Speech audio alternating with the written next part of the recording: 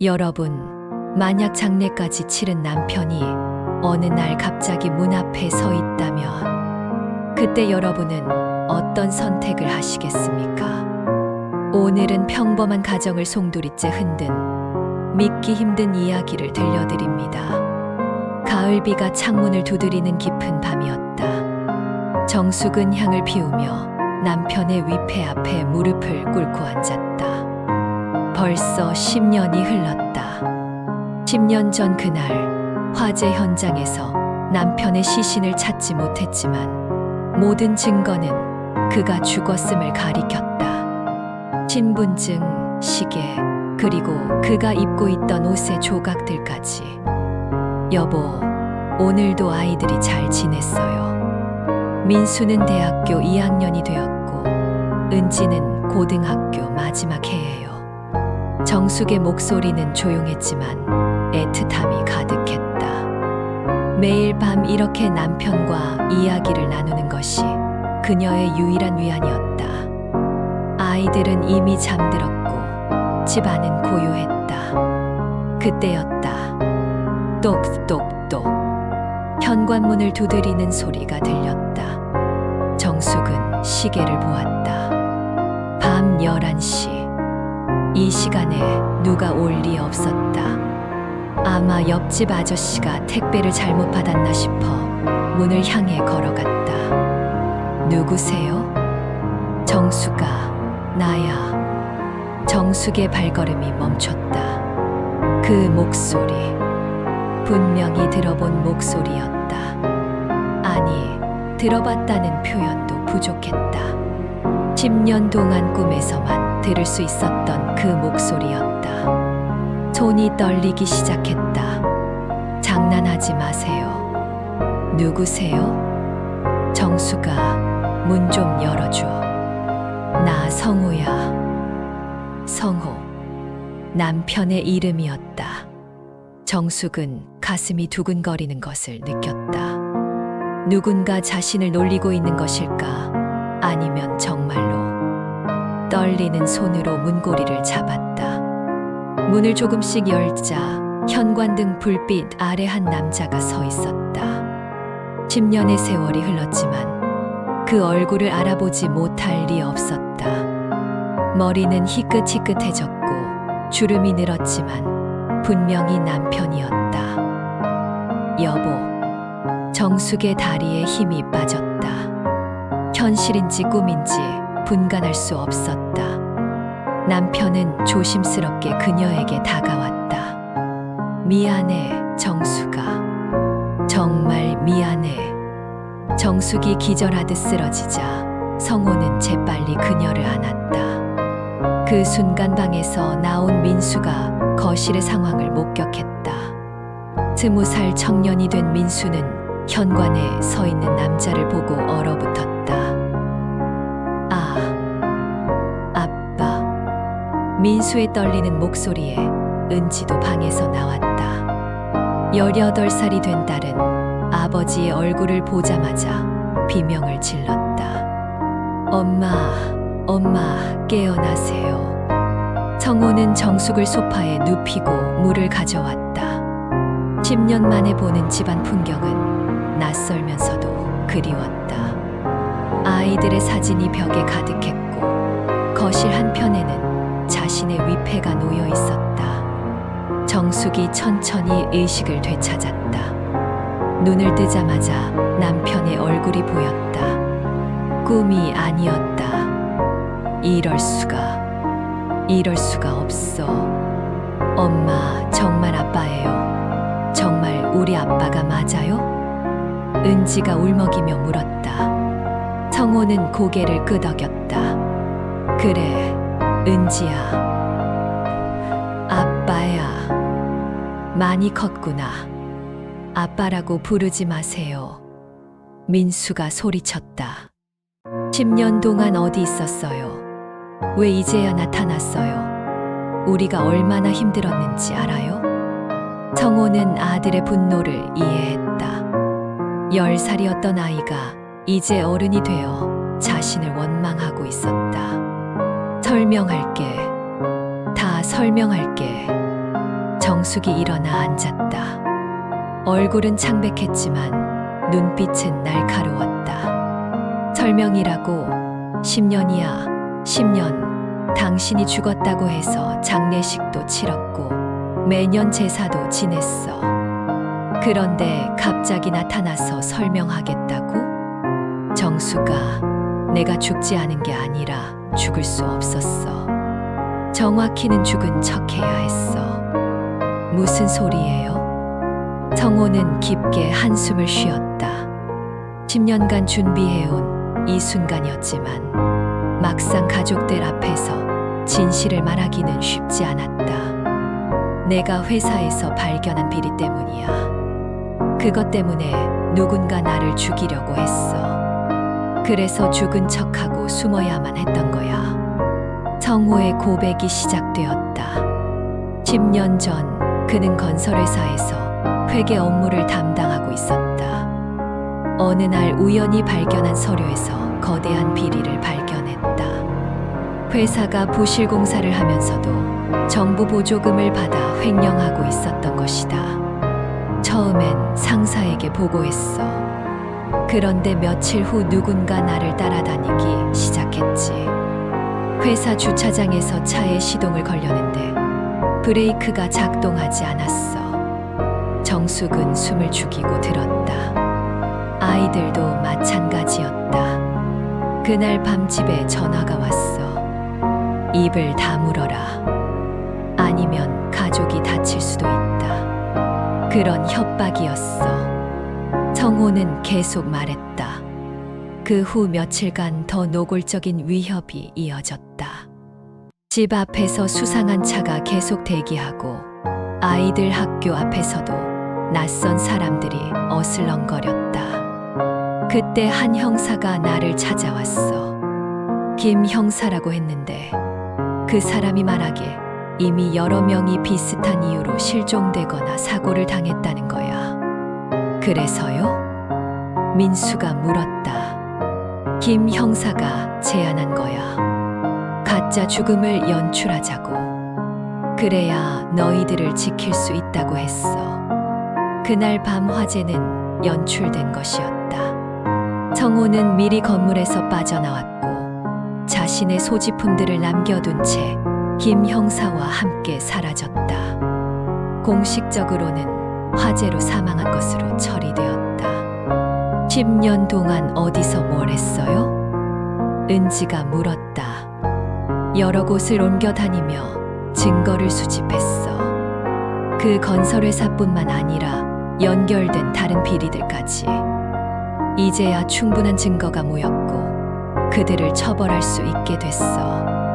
정숙은 고개를 저었다. 그럼 이제 안전하다는 거예요? 아직은 아니야. 하지만 숨어만 있을 수는 없잖아. 그리고 성호는 가족들을 바라보았다.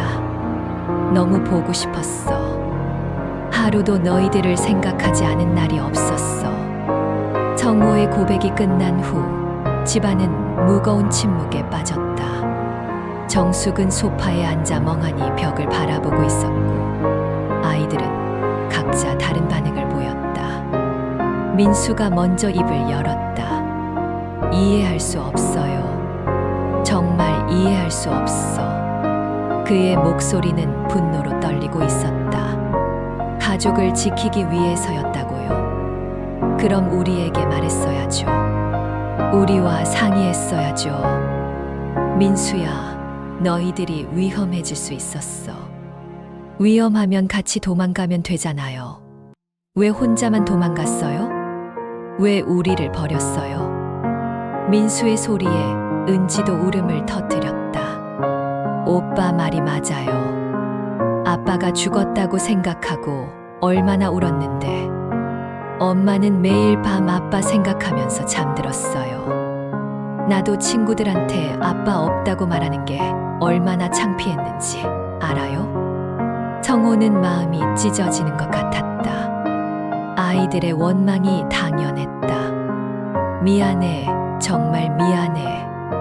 하지만 다른 방법이 없었어. 정숙이 천천히 일어났다. 다른 방법이 없었다고요. 정말로? 그녀의 목소리는 조용했지만 차가웠다.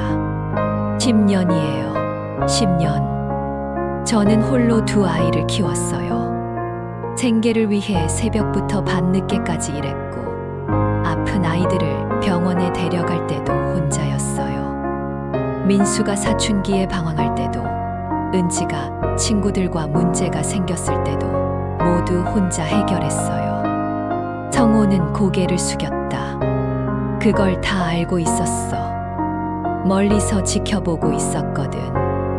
지켜봤다고요? 정숙의 목소리가 높아졌다. 지켜만 봤다는 거예요. 도와주지도 않고. 도울 수 없었어. 너희들에게 접근하면 위험해질 수 있었어. 그런 편지라도, 전화라도, 뭔가 신호라도 보냈어야죠. 이때 은지가 갑자기 일어났다. 그만해요. 다 그만해요. 모든 시선이 은지에게 향했다. 아빠도, 엄마도, 오빠도 다 그만해요. 지금 이렇게 싸운다고 해서 지난 10년이 돌아와요? 아빠가 없던 시간이 없어져요? 은지는 눈물을 닦으며 말했다. 나는 아빠가 살아있다는 게 기뻐요. 하지만 동시에 너무 화가 나요. 이 복잡한 마음을 어떻게 해야 할지 모르겠어요. 다음 날 아침, 이웃들 사이에 소문이 퍼지기 시작했다. 어젯밤 정숙의 집에 낯선 남자가 들어가는 것을 본 사람이 있었던 것이다. 10년간 혼자 살던 정숙에게 남자가 나타났다는 소식은 동네 사람들의 호기심을 자극했다. 정숙 씨 집에 누가 왔더라고요? 밤늦게 온 걸 보니 수상해요. 혹시 새로 사귄 사람이 아닐까요? 정숙은 아침에 마트에 갔다가 이런 수군거림을 들었다. 어떻게 설명해야 할지 막막했다. 죽은 남편이 살아 돌아왔다고 말할 수는 없었다. 한편 성호는 집에서 창문 밖을 조심스럽게 내다보고 있었다. 오랜 도피 생활로 생긴 습관이었다. 언제 어디서 위험이 닥칠지 모른다는 불안감이 몸에 배어 있었다. 그때 집 앞 골목에 검은색 승용차 한 대가 천천히 지나갔다. 성호의 몸이 긴장했다. 차 안에 남자가 집을 유심히 바라보는 것 같았다. 설마. 성호는 재빨리 휴대폰을 꺼내 김 형사에게 전화를 걸었다. 형사님, 저예요. 성호 씨, 무슨 일이에요? 혹시 제가 노출됐을 가능성이 있을까요? 수상한 차가 집 앞을 지나다녔어요. 김 형사의 목소리가 긴장했다. 지금 즉시 그 집을 떠나세요. 안전한 곳으로 가서 연락 주세요. 가족들은 어떻게 해요? 가족들도 당분간 다른 곳에 있는 게 좋겠어요. 혹시 모르니까요. 성호는 전화를 끊고 가족들을 불렀다. 정숙과 아이들은 성호의 긴장한 모습을 보고 불안해했다. 뭔가 문제가 있는 것 같아. 당분간 이 집을 비우는 게 좋겠어. 갑자기 무슨 소리예요? 정숙이 물었다. 수상한 차가 집 앞을 지나다녔어. 혹시 몰라서. 민수가 화를 냈다. 또 도망가자는 거예요? 이제 막 돌아왔는데. 임시로만. 안전을 확인할 때까지만. 그때 현관벨이 울렸다. 모든 사람이 얼어붙었다. 성호는 조심스럽게 현관으로 가서 인터폰을 확인했다. 중년 남성 한 명이 서 있었다.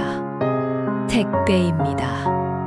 하지만 성호는 이상함을 느꼈다. 택배 기사치고는 옷차림이 너무 단정했고, 손에 든 것도 택배 상자가 아니라 서류 봉투였다. 가족들, 뒷문으로 나가세요. 지금 당장. 성호의 진지한 목소리에 가족들은 더 이상 반박하지 않았다. 가족들은 급하게 뒷문으로 빠져나와 성호의 안내를 받으며 골목길을 통해 도망쳤다. 성호는 미리 알아둔 안전가옥으로 가족들을 데려갔다. 낡은 다세대 주택이 한 층이었지만 임시 피난처로는 충분했다. 이제 정말 설명해 주세요. 정숙이 숨을 고르며 말했다. 당신이 연루된 일이 정확히 뭔지, 우리가 얼마나 위험한 상황에 있는지 다 말해주세요. 성호는 고민했다. 진실을 모두 말하면 가족들이 더 큰 충격을 받을 것 같았다. 하지만 이제 숨길 수도 없었다. 내가 발견한 비리는 단순한 건설회사 횡령이 아니었어. 정치인들과 공무원들까지 연결된 거대한 비리 조직이었어. 가족들은 숨을 죽이고 들었다. 그 조직의 핵심 인물 중 하나가 국회의원이야. 그리고 그 사람이 현재 장관 후보로 거론되고 있어. 그럼 더 위험하다는 거네요. 민수가 물었다. 그래. 하지만 이제 증거가 충분해. 언론에 공개하고 검찰에 고발하면 그들을 처벌할 수 있어. 정숙은 복잡한 마음이었다. 남편이 정의를 위해 싸우고 있다는 것은 자랑스러웠지만 가족이 위험에 빠진 것은 받아들이기 어려웠다. 그럼 우리는 언제까지 이렇게 숨어 살아야 해요? 길지 않을 거야. 일주일 정도면. 일주일? 은지가 놀랐다. 그럼 학교는 어떻게 해요? 친구들한테는 뭐라고 해요? 성호는 미안한 마음이 들었다. 아이들에게 너무 큰 짐을 지게 한 것 같았다. 미안해, 은지야. 정말 미안해. 미안하다고만 하지 말고 해결해 주세요. 은지가 울음을 터뜨렸다. 왜 우리가 이런 일에 휘말려야 해요? 왜 우리가 숨어 다녀야 해요? 정숙이 딸을 안아주었다. 은지야, 괜찮아. 다 지나갈 거야. 하지만 정숙 자신도 확신이 서지 않았다. 남편의 귀환은 기쁨이 아니라 새로운 고통의 시작인 것 같았다. 성호가 김 형사에게 전화를 걸었다. 형사님, 가족들과 함께 있어요. 언제쯤 안전해질까요? 이번 주 안에 일을 마무리하려고 해요. 언론 발표도 준비 중이고 검찰도 움직이기 시작했어요. 가족들이 많이 힘들어해요. 조금만 더 참아주세요. 이 일이 끝나면 정말로 자유로워질 수 있어요. 전화를 끊은 성호는 가족들을 바라보았다. 자신 때문에 고생하는 가족들을 보니 마음이 아팠다. 사흘째 되는 날, 가족들은 더 이상 참을 수 없다고 말했다. 좁은 공간에서 숨어 지내는 것도 힘들었지만 무엇보다 불확실한 미래가 가장 견디기 어려웠다. 이제 결정해야 해요. 정숙이 말했다. 계속 숨어 살 건지 아니면 다른 방법을 찾을 건지. 성호는 고개를 들었다. 다른 방법이라면? 당신 혼자 도망가요. 우리는 원래 살던 대로 살 거예요. 그럴 수는 없어. 너희들이 위험해져. 그럼 우리도 같이 싸워요. 민수가 끼어들었다. 도망만 다니지 말고 우리도 함께 맞서 싸워요. 민수야, 너무 위험해. 지금도 충분히 위험해요. 그럼 차라리 당당하게 싸우는 게 낫죠. 은지도 동조했다. 맞아요. 아빠 혼자 10년 동안 고생했으니 이제는 우리가 도울 차례예요. 정숙은 심각하게 고민했다. 아이들을 위험에 빠뜨리고 싶지 않았지만 계속 숨어 지내는 것도 해결책이 아니었다. 어떻게 싸운다는 거예요? 언론에 우리 이야기를 공개하는 거야. 성호가 말했다. 내가 왜 10년간 숨어 살아야 했는지, 그들이 얼마나 악질인지 모든 걸 공개하는 거지. 그럼 더 위험해지는 거 아니에요? 아니야. 오히려 공개하면 안전해져. 그들이 함부로 우리를 건드릴 수 없게 돼. 김 형사와 상의한 결과 다음 주에 기자회견을 열기로 했다. 성호뿐만 아니라 가족들도 함께 나서서 진실을 밝히기로 한 것이다. 무서워요. 은지가 솔직하게 말했다. 하지만 해야 해요. 안 그러면 언제까지 이렇게 살 수는 없잖아요. 정숙은 남편의 손을 잡았다. 10년 전에 이렇게 했어야 했는데 그때는 너희들을 지키고 싶었어. 지금도 우리를 지키고 싶다면 함께 해요. 혼자 짊어지려고 하지 말고. 그날 밤 가족들은 오랜만에 함께 모여 앉아 이야기를 나누었다. 10년간의 공백이 있었지만 여전히 가족이었다. 아빠, 민수가 조심스럽게 말했다. 화가 많이 났었어요. 지금도 화가 나요. 하지만 이해해요. 고마워, 민수야. 대신 앞으로는 혼자 결정하지 마세요. 우리와 상의해요. 성호는 고개를 끄덕였다. 약속할게. 기자회견 당일 성호와 가족들은 긴장한 마음으로 회견장에 도착했다. 수많은 기자들과 카메라가 그들을 기다리고 있었다. 성호가 마이크 앞에 섰다. 안녕하세요. 저는 10년 전 화재로 사망한 것으로 알려진 이성우입니다. 회견장이 술렁였다. 저는 죽지 않았습니다. 거대한 비리를 폭로하려다 생명의 위협을 받아 10년간 숨어 지낼 수밖에 없었습니다. 성호는 차분하게 그동안의 경위를 설명했다. 건설회사의 비리, 정치인들의 개입, 그리고 자신과 가족에 대한 위협까지. 이제 충분한 증거를 확보했습니다. 국민들께서 진실을 알 권리가 있다고 생각합니다. 정숙도 마이크 앞에 섰다. 저는 10년간 남편이 죽었다고 믿고 살아왔습니다. 그동안 겪었던 고통은 말로 표현할 수 없습니다. 그녀의 목소리는 떨렸지만 단호했다. 하지만 이제 진실을 알게 되었고 남편과 함께 끝까지 싸우겠습니다. 이런 일이 다른 가족에게는 일어나지 않도록. 민수와 은지도 각각 짧은 소감을 말했다. 아버지에 대한 원망과 이해, 그리고 앞으로의 다짐까지. 기자회견이 끝난 후 성호는 준비해온 모든 증거 자료를 검찰에 제출했다. 그 자료들은 곧바로 수사의 근거가 되었다.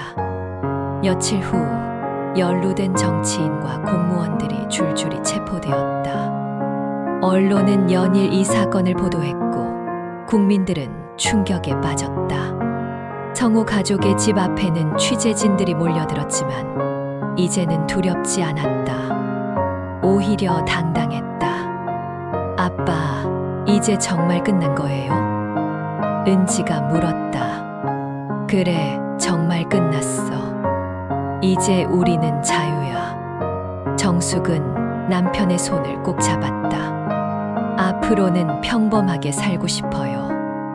더 이상 비밀도 도망도 없이. 그럴 거야. 약속해. 성호는 거실 한편에 있던 자신의 위패를 보았다. 이제 그것은 필요 없었다. 이제 정말로 살아있는 아빠가 되겠어. 그래요. 우리와 함께 새로운 시작을 해요. 가족들은 서로를 꼭 안았다. 10년간의 이별과 고통이 있었지만 이제는 정말로 함께 할 수 있었다. 진실이 밝혀졌고 위협도 사라졌다. 창문 밖으로는 따뜻한 봄 햇살이 들어오고 있었다. 긴 겨울이 끝나고 새로운 봄이 시작되는 것 같았다. 성호 가족의 새로운 삶도 이제 시작이었다. 죽은 줄 알았던 남편은 이제 진짜로 살아있는 남편이 되었고 가족들은 다시 온전해졌다. 그들 앞에는 평범하지만 행복한 일상이 기다리고 있었다. 죽은 줄 알았던 남편의 귀환은 한 가족을 무너뜨릴 수도 다시 세울 수도 있었습니다. 여러분이라면 과거의 배신을 용서하고 다시 손을 잡을 수 있을까요? 댓글로 여러분의 생각을 남겨주시고 구독과 좋아요, 알림 설정으로 다음 이야기도 함께 해주세요.